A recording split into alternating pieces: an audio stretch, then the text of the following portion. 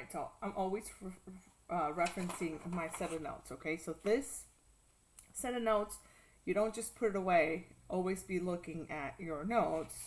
You should always be looking at your notes. So looking here, this is a position time graph. It is a nice straight line. So nice straight line we said was constant motion. So the graph is considered to be accelerated or constant. I'm just going to circle this as constant motion. All right. So then looking at this other one, you may not see it, but it is curving. And I'm going to just try to attach the points there. And so this one is accelerated motion. All right. And we are just going to read the graph and answer the questions. So how far did they travel in 2 seconds? So how do I answer this question? I look at 2 seconds. I'm looking for the graph, and in 2 seconds they traveled about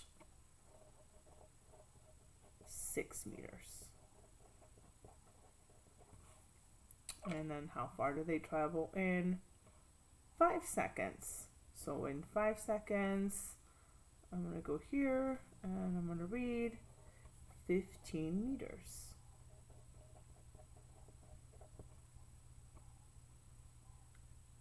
How long did it take them to reach 20 meters? So now I'm looking at 20, and 20 was about 7 seconds.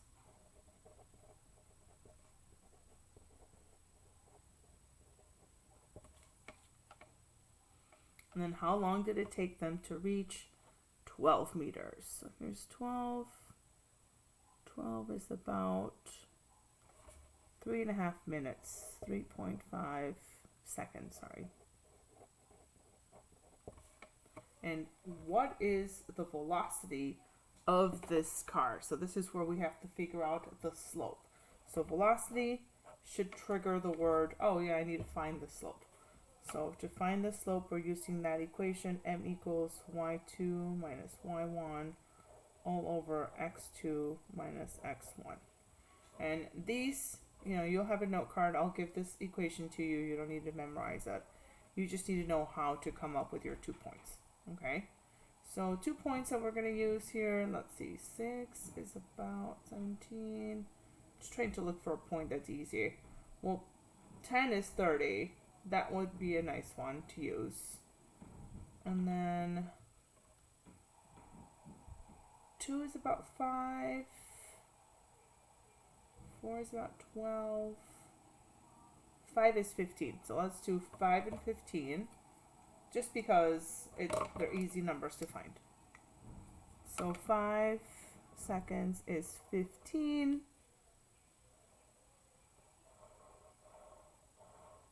So this will be our point 1, because remember we're walking on this line. This would be the first point we get to. So on the y, it's 15, and then on the x is 5. So all of the numbers on this side of the table are technically divided by numbers on this side of your graph. Sorry, not table. And then we're going to make 30 and 10 our other point. Okay, so these are going to be my 2 points that I'm going to use. So this one is going to be my y2. And this is my x2. So when I'm putting here, I'm going to say 30 over 10 minus, okay, so that was point 1. Point 2 is 15. And then 5 at the bottom here. So what's 30 minus 15? So 30 minus 15 is 15. And 10 minus 5 is 5. And 15 divided by 5 is 3. So just to show you that you can use a calculator. So this object is moving at 3 meters per second. Okay.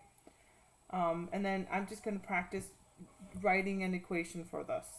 So for this one, y equals mx plus b And how do we substitute into here? Well, we said this is going to be whatever is on the y-axis. So that's distance, d equals 3 that we calculated times t, calculated, and then b is 0. So we don't have to worry about b. So then this is my equation for this graph. And if somebody was to ask me, and I'm sure that this is going to be a question on the test, and they're going to say, oh, well, how long will it take to get to 3 meters, or how long did it take to get to 3 meters? Because it's 3 meters, you can plug it into the distance part. So 3 equals 3 times time, and then you just do the algebra, divide by 3 on both sides. And so now we know that the time would be 1 second.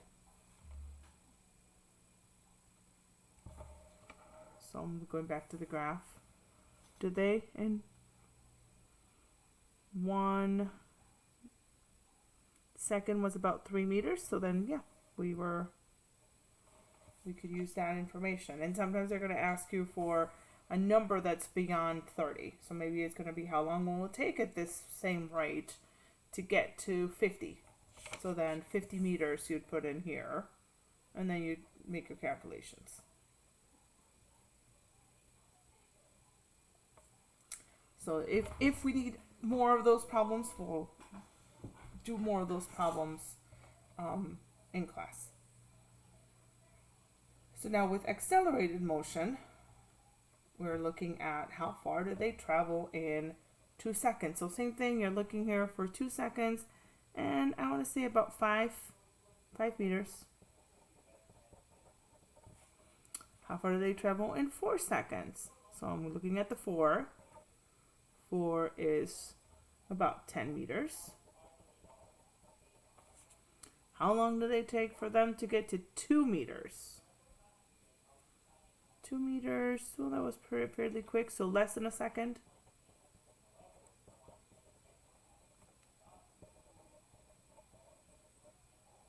And then how long did it take them to reach 80 meters?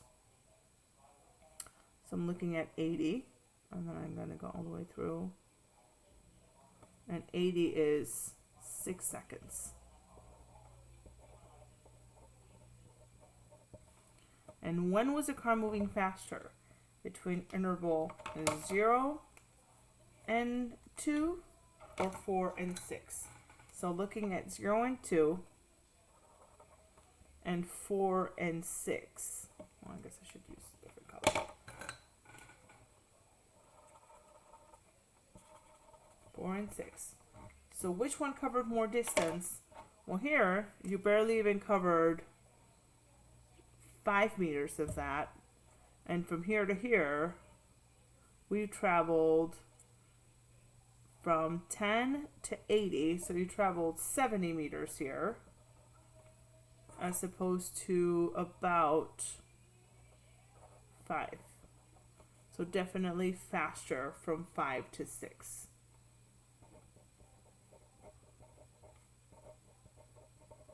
Or 4 to 6.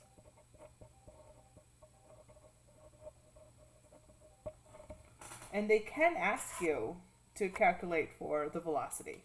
So that might be a thing. So then same thing, you would find the velocity. Let's say we're going to find the velocity for 4 to 6 because it's the faster one.